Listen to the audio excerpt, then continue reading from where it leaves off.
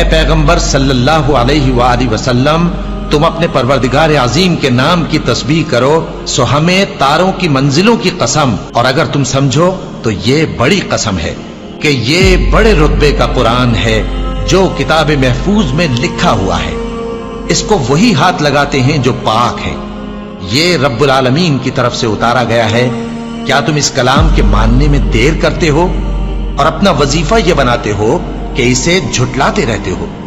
پھر جب جان گلے تک آ پہنچتی ہے اور تم اس وقت کی حالت کو دیکھا کرتے ہو،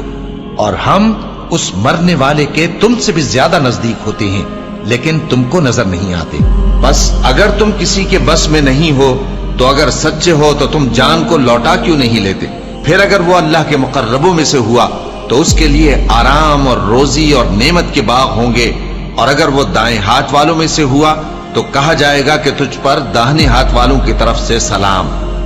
اور اگر وہ جھٹلانے والے گمراہوں میں سے ہوا تو اس کے لیے کھولتے پانی کی ضیافت ہوگی اور جہنم میں داخل کیا جانا۔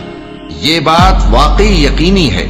تو اے نبی صلی اللہ علیہ وآلہ وسلم، تم اپنے پر